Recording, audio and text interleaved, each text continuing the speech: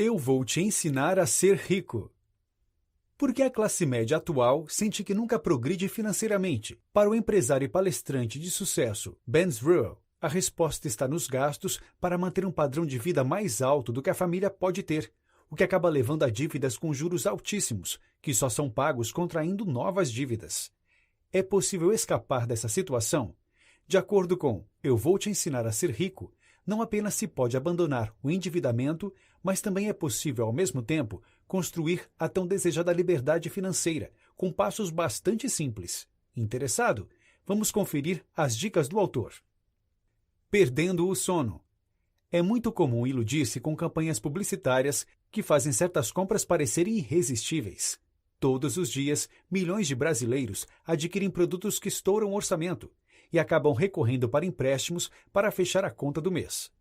Mas empréstimos devem ser pagos e os juros são altos.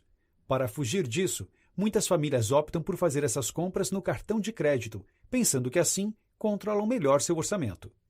Essa, porém, é uma falsa escolha. Quem nunca estourou o cartão e se desesperou ao pensar que não conseguiria pagar a conta no mês seguinte? A angústia ocorre devido ao medo de ver as dívidas se acumulando e ter que tomar decisões muito difíceis, como escolher entre pagar a prestação da casa e comprar comida. Frequentemente, porém, a queda do padrão de vida em famílias de classe média começa ocorrendo nos detalhes. É o cancelamento da TV a cabo, o fim dos passeios com as crianças, a impossibilidade de renovar o seguro do carro. Como sair dessa situação? Ao longo de muitos anos de experiência na área de consultoria financeira, Ben Zruel aprendeu que não basta apenas ganhar mais dinheiro. Na verdade, é uma questão de falta de conhecimento das regras do jogo do dinheiro, o que faz com que as pessoas repitam os mesmos erros de forma consecutiva, e falta de paciência, o que faz com que aqueles que tentam mudar sua vida financeira desistam depois de não ver bons resultados rapidamente. Mudando de pensamento. Um questionamento comum entre aqueles que procuram mudar de vida é pensar qual é, afinal, o segredo do sucesso financeiro. Será que alguns apenas nascem com a estrela da sorte? Claro que não. Muitos pais e mães aconselham seus filhos a fazerem uma boa faculdade, que seria a garantia de um bom emprego. Na época deles, era realmente um bom conselho, mas não agora, quando há abundância de pessoas formadas e prontas para exercer as mais diversas profissões. Por consequências, os diplomas se desvalorizaram, os salários caem e as exigências aumentam. Trabalhar duro também é um conselho comum dado por pais e mães. Embora certamente este seja um conselho louvável, é também ingênuo, podendo levar à superexploração se não foi acompanhado por uma mudança de mentalidade. Para Zruel, é a programação mental do indivíduo que define ou não o seu sucesso financeiro. Um exemplo útil é o dos ganhadores da loteria, que costumam gastar seu prêmio em luxos exatamente porque não conseguem administrar tanto dinheiro sem uma alteração da mentalidade. O contrário também é verdadeiro, como no caso de milionários que vão à falência e recuperam tudo em poucos anos. Mas o que é esta programação mental a que Zruel tanto se refere? Para o autor, o conceito se refere à soma de todos os conceitos, crenças, ideias e conhecimentos da parte consciente e subconsciente da mente. Existem muitos fatores e influências que moldam os seres humanos, mas a mais fundamental é a que vem da casa onde se é criado. Não é à toa que muitas gerações da mesma família costumam ter o exato mesmo nível social e financeiro de seus antepassados. Qualquer boa oportunidade que for apresentada ao indivíduo que se confronte com esse conjunto de crenças instaurado pelo convívio familiar costuma ser descartada sem muita reflexão. O mesmo pode ser dito em relação à vivência com o dinheiro. Se uma decisão lógica se confrontar com aquela baseada na programação mental do indivíduo, fatalmente a segunda ganhará, mesmo que a escolha seja mais prejudicial do ponto de vista financeiro. Amplificando a programação. Logo de início, é preciso compreender que alterar o padrão mental é um longo e difícil processo. A velocidade da mudança depende de dois fatores: a profundidade das crenças antigas e a abertura para as crenças novas. Mas quais seriam aquelas benéficas para o sucesso financeiro? Antes de saber quais são, é interessante entender as diferenças de mentalidade entre as classes sociais.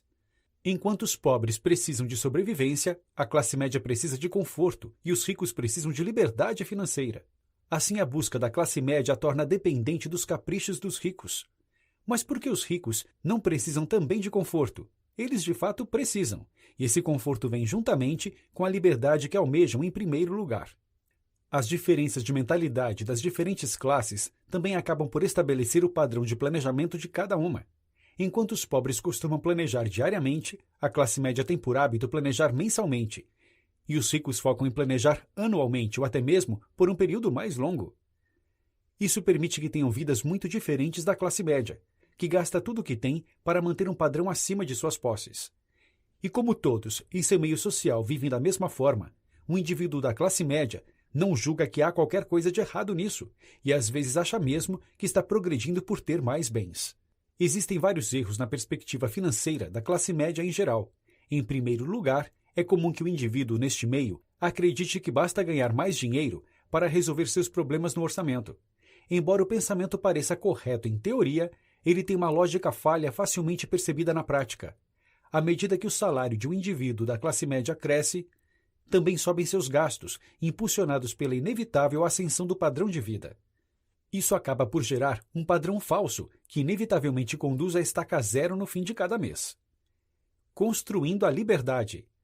Muitos acham que os ricos podem ser definidos pela quantidade de dinheiro que gastam. Para Zruel, este é outro pensamento errôneo de classe média. O autor defende que, na verdade, os ricos se diferenciam pelo método que empregam em seus gastos. Eles sempre vivem com um padrão de vida abaixo de seus ganhos mensais, gastando sempre menos do que ganham.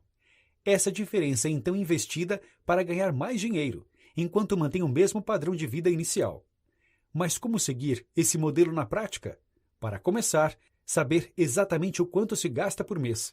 De forma chocante, a maioria das pessoas não tem ideia, o que gera uma despesa bastante acima do previsto em cheques e cartões de crédito. Para conter isso, é necessário registrar cada centavo que é gasto durante o dia, para no fim do mês ter o custo exato do padrão de vida. Se os ganhos forem maiores do que os gastos, o primeiro passo surpreendente proposto pelo autor é cortar ainda mais os gastos. Isso deve ocorrer para prevenir a mentalidade de classe média, que costuma exatamente aumentar os gastos assim que aumentam os ganhos. Depois é preciso investir o dinheiro que sobra, cuidando para que esse modelo prossiga sempre com mais recursos.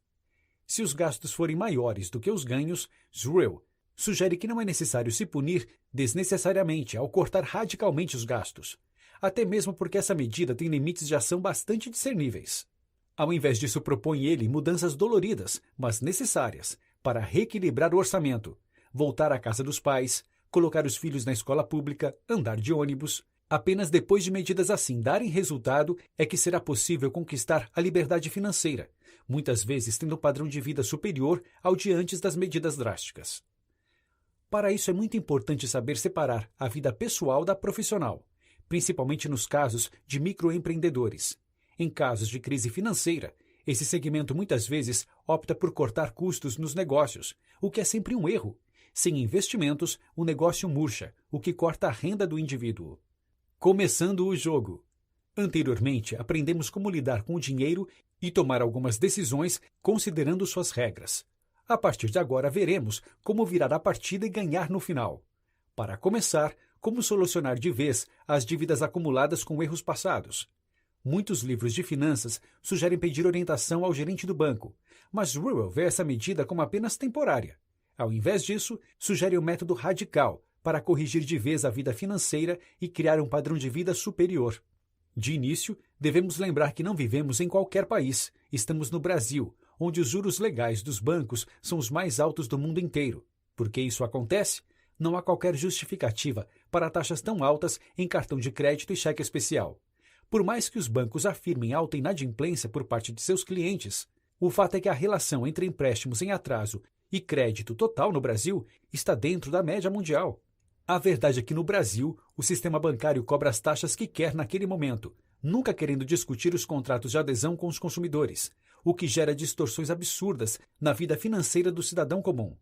A concentração bancária que ocorre no Brasil é tão absurda que o FMI, inclusive, já estudou suas características típicas de cartel. Nessa situação esmagadora, como sair das dívidas? Zruel aponta e detalha 4 regras essenciais. Nunca peça orientação para os funcionários do banco. Pessoas endividadas costumam fazer isso, acreditando verdadeiramente que os funcionários podem ajudá-las com seus conhecimentos e experiência. Isso apenas não condiz com a realidade. Bancários só costumam ser treinados para vender crédito para o cliente e assim gerar lucro para a instituição financeira. Tanto isso é verdade que, algumas vezes, os funcionários do banco fazem dívidas imensas, por pura falta de esclarecimento de questões financeiras básicas. É preciso enfrentar o fato que o bancário não quer e não tem qualquer interesse em ajudar o cliente. Ele quer apenas convencer o indivíduo endividado em contrair novo empréstimo, preferencialmente ainda maior do que o anterior. Mesmo se o bancário sabe que essa não é a orientação correta, ele ainda precisa cumprir as abusivas metas impostas. Tanto quanto o cliente, ele é vítima do sistema, mas será o cliente a se sair pior se for negociar com ele. Parta para o tudo ou nada. Quando os altos juros da dívida começam a prejudicar a própria sobrevivência da família, deve-se optar ou por quitar tudo ou quitar nada, focando nas despesas do lar. Não é vantajoso aceitar qualquer outra opção nessa situação, uma vez que um pagamento parcial de nada adiantará. Os juros simplesmente irão devorar a parcela paga no mês seguinte, e tudo retornará ao mesmo ponto. É a mesma coisa do que colocar fogo no seu dinheiro. Para combater o poder destrutivo dos juros bancários do Brasil, é necessário não ter medo e quitar inteiramente a dívida de uma vez só. Muitos temores culturais podem resistir a essa abordagem, como modificar com nome sujo no SPC e no Serasa. Na verdade, para um endividado, ser impedido de contrair novos empréstimos é a melhor coisa que poderia acontecer para reequilibrar o orçamento. Além disso, o nome não fica sujo para sempre, uma vez que o novo Código Civil é explícito ao afirmar que o direito de cobrança de dívidas prescreve no prazo de 5 anos. Este é, aliás, um dos motivos pelo qual os credores tendem a renegociar a dívida o mais rápido possível. Outro ponto é a possibilidade de bloqueio de bens por parte do banco. É difícil isso acontecer, exceto no caso de um bem financiado e quando a instituição tem certeza absoluta que o devedor tem posses para quitar a dívida. Se os bancos fossem entrar com ações de cobrança judicial contra cada pessoa que deve a eles, seria o caos e, ao final, uma medida pouco lucrativa, considerando-se a quantidade de medidas judiciais. Dessa forma, a instituição financeira pode infernizar a vida do devedor e ameaçá-lo psicologicamente, mas nada poderia fazer com que ele tomasse a casa que o cidadão vive com sua família. Da mesma forma, um devedor não pode ser preso, exceto no caso de estelionato e falha em pagar pensão alimentícia. Se as cobranças começarem a ser intimidatórias ou impróprias, pode-se acionar a justiça. Por fim, o maior medo de quem prioriza as despesas da família sobre a dívida é a possibilidade de que os juros acabem tornando o empréstimo uma verdadeira bola de neve. Contudo, um dado que não costuma ser repassado pelos gerentes de banco é que a atribuição de juros só cessa 6 meses após o cliente parar de pagar a dívida. Pouco depois disso, a instituição deixa de tentar ganhar com os juros e passa a negociar com o devedor para recuperar o que verdadeiramente emprestou. Contudo, essas condições mais vantajosas só se manifestarão para o devedor se este se mantiver firme na sua recusa em pagar renegociações mínimas. Um único empréstimo deve ser sempre um único empréstimo. Fazer um novo empréstimo para pagar um antigo é um dos erros mais comuns dos endividados, e é uma ação a ser evitada a qualquer custo. Ao invés disso, deve-se admitir que não se tem condições de pagar e começar a poupar, de forma a quitar a dívida de uma só vez. Dessa maneira, se evita que a dívida cresça de forma alarmante. Tenha controle emocional. É muito difícil ficar equilibrado em meio a uma grave situação financeira. Nos sentimos abalados e atingidos diretamente no ego, e mesmo sem vontade de viver. Mas é preciso lembrar que nenhum devedor está nessa situação porque quer, mas porque errou, como poderia acontecer com qualquer ser humano. Assim, não é razoável criar novos problemas, sejam familiares ou conjugais, por isso. Isso dificultaria que o indivíduo mantivesse consigo a coragem e determinação necessárias para tomar as atitudes certas para controlar a vida financeira. Alcançando a autonomia. Já percebemos que de nada adianta procurar sua liberdade financeira sem antes controlar o padrão de vida e quitar todas as dívidas de vez. Mas e depois? A partir do momento que se passa a fazer investimentos com o dinheiro poupado, já se iniciou o caminho para alcançar uma renda mensal vitalícia. E fazer efetivamente os investimentos, e não apenas deixar o dinheiro parado na poupança, é muito importante para alcançar esse objetivo. Na poupança, o retorno financeiro sempre estará ligado ao valor poupado. Hoje em dia, a inflação é maior do que os juros da poupança, o que faz com que alcançar a liberdade financeira, utilizando-se esse meio, não seja apenas bastante difícil, como no passado, mas praticamente impossível.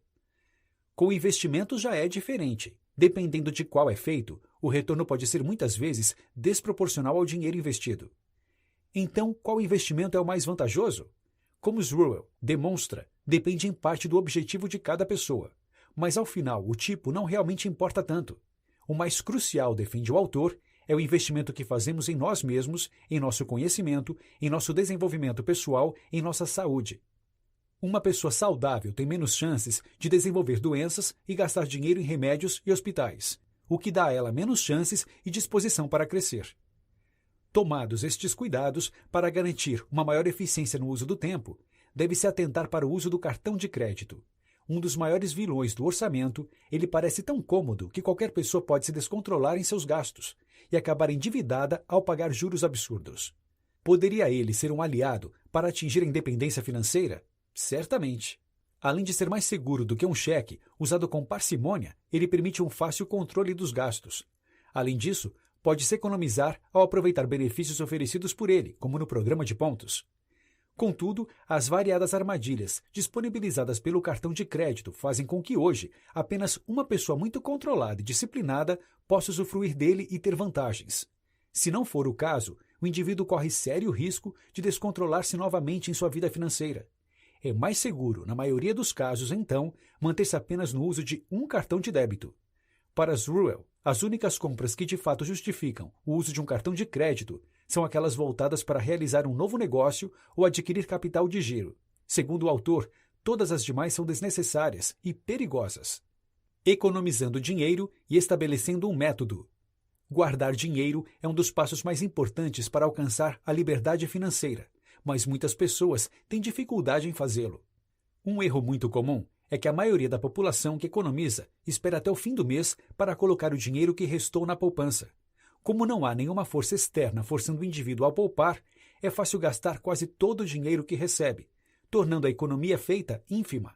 Por isso é tão importante retirar o dinheiro a ser economizado e investi-lo no mesmo dia em que receber o salário. Vale lembrar que o valor a ser separado deve ser realista em relação aos ganhos. De nada adianta estabelecer uma meta impossível que afetará o pagamento de contas fundamentais da casa, uma vez que fatalmente a pessoa não conseguirá economizar e acabará se sentindo fracassada. É preciso estabelecer um valor desafiador para economizar, mas suportável. Mesmo que seja necessário cortar alguns gastos para atingi-lo, certamente estas serão despesas supérfluas e desnecessárias. Depois de algum tempo, gastos do mesmo tipo até começarão a ser evitados pelo indivíduo para que este atinja mais facilmente seu objetivo de economia. Mas como criar uma renda vitalícia se apenas aplicar na poupança não é o suficiente?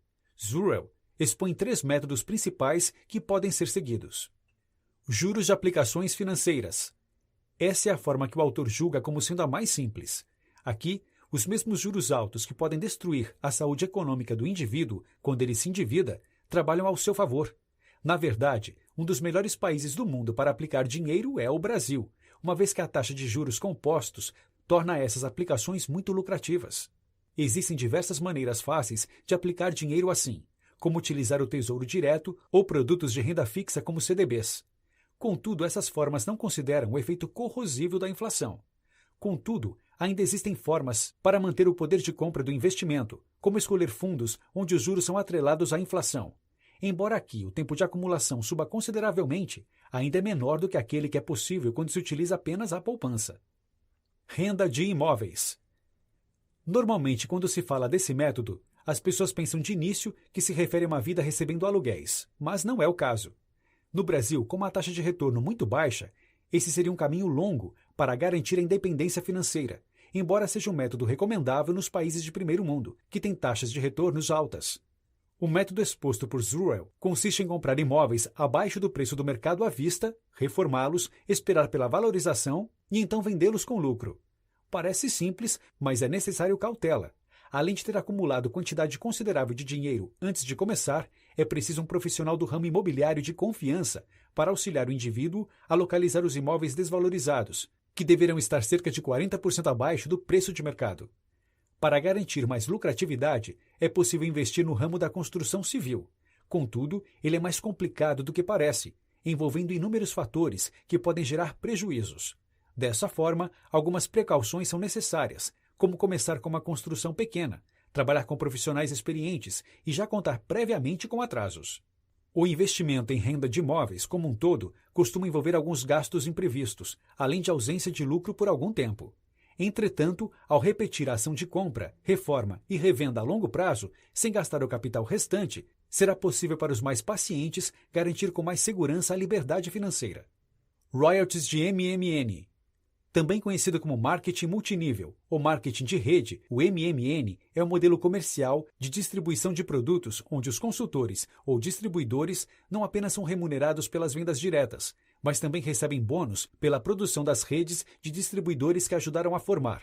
Assim, não há um limite estabelecido nas possibilidades de ganho financeiro. Sruell enxerga muitas vantagens neste método e o considera benéfico para quem quer atingir rapidamente sua liberdade financeira. Em primeiro lugar, qualquer pessoa pode usá-lo, uma vez que não há necessidade de grandes investimentos. Em segundo lugar, essa atividade pode ser realizada em tempo parcial em paralelo ao emprego formal. Em terceiro lugar, o modelo de negócio em si não exige experiência comercial prévia. Muitas empresas, inclusive, realizam cursos e palestras para ajudar no desenvolvimento pessoal e profissional dos consultores. Atualmente, o Brasil ocupa o 5º lugar mundial em volume de vendas diretas. Logo, há muito espaço para o indivíduo interessado no modelo se envolver. Entretanto, Sruell aponta alguns pontos que devem ser observados de antemão, como a solidez e força da empresa, que se pretende investir, além de seu faturamento anual e plano de compensação. Notas finais. De forma prática, Ben Sruell nos ensina as regras do jogo do dinheiro e as melhores maneiras para multiplicá-lo. Para conquistar a independência financeira, é necessário adotar a forma de pensamento dos mais ricos e reconfigurar nossa mentalidade para atingir mais facilmente o lucro. Economizar para garantir uma vida digna não deveria ser um esforço por toda uma vida. E não será, caso você comece a equilibrar seu orçamento desde já, com essas fáceis dicas. Dica do 12 minutos. Está num relacionamento sério e tem mais dúvidas sobre como guardar dinheiro após o casamento? Confira os conselhos de Gustavo Cerbasi em nosso microbook Casais Inteligentes Enriquecem Juntos.